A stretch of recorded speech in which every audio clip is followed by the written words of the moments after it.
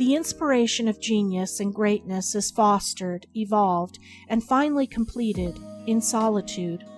The most ordinary man who conceives a noble purpose, and summoning all his energies and will, broods upon and ripens his purpose in solitude, will accomplish his object and become a genius.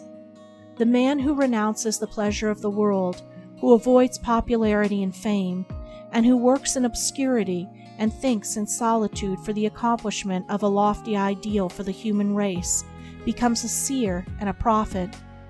He who silently sweetens his heart, who attunes his mind to that which is pure and beautiful and good, who in long hours of lonely contemplation strives to reach the central and eternal heart of things, brings himself in touch with the inaudible harmonies of being, opens himself for the reception of the cosmic song, and becomes at last a singer and a poet. And so with all genius, it is the child of solitude, a very simple-hearted child, wide-eyed and listening and beautiful, yet withal to the noise-enamored world an incomprehensible mystery, of which it is only now and then a glimpse from beyond the well-guarded portals of silence. In man's self arise august anticipations, symbols, types, of a dim splendor ever on before, in that eternal circle life pursues. St. Paul, the cruel persecutor and blind bigot, after spending 3 years alone in the desert, comes forth a loving apostle, an inspired seer. Gautama Siddhartha, the man of the world, after 6 years in the forest of lonely struggle with his passions and intense meditation upon the deep mysteries of his nature, becomes Buddha, the enlightened one, the embodiment of calm, serene wisdom, to whom a heart-thirsty world turns to refreshing waters of immortality.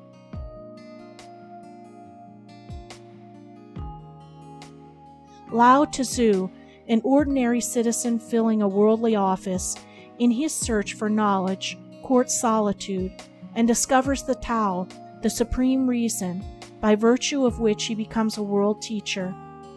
Jesus, the unlettered carpenter, after many years of solitary communion upon the mountains with the unfailing love and wisdom, comes forth a blessed Savior of mankind. Even after they had attained and had scaled the lofty heights of divine knowledge, these great souls were much alone, and retired frequently for brief seasons of solitude. The greatest man will fall from his moral height and lose his influence if he neglects that renewal of power which can only be obtained in solitude.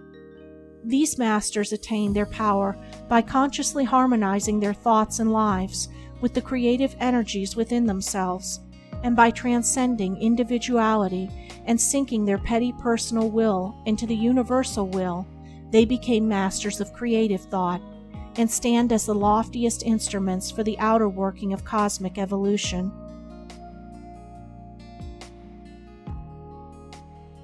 And this is not miraculous. It is a matter of law. It is not mysterious except in so far as law is mysterious. Every man becomes a creative master in so far as he subordinate himself to the universally good and true. Every poet, painter, saint, and sage is the mouthpiece of the eternal. The perfection of the message varies with the measure of individual selflessness. In so far as self intervenes, the distinctness of the work and message becomes blurred. Perfect selflessness is the acme of genius, the consummation of power. Such self-abnegation can only be begun, pursued, and completed in solitude. A man cannot gather together and concentrate his spiritual forces when he is engaged in spending those forces in worldly activities, and although after power is attained, the balance of forces can be maintained under all circumstances, even in the midst of antagonistic throng, such power is only secured after many years of frequent and habitual solitude.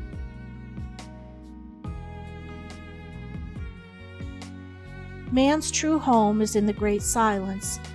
This is the source of all that is real and abiding within him. His present nature, however, is dual, and outer activities are necessary.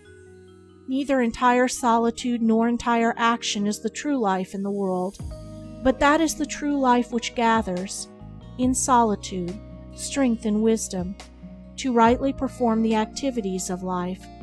And as a man returns to his home in the evening, weary from labor, for that sweet rest and refreshment which will prepare him for another day's toil, so must he would not break down in the labor of life, come away from the noise and toil of the world's great workshop, and rest for brief periods in his abiding home in the silence.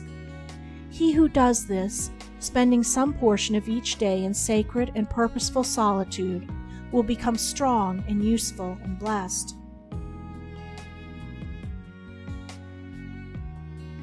Solitude is for the strong, for those who are ready to become strong. When a man is becoming great, he becomes solitary. He goes in solitude to seek, and that which he seeks he finds. For there is a way to all knowledge, all wisdom, all truth, all power, and the way is forever open, but it lies through soundless solitudes and the unexplored silences of man's being.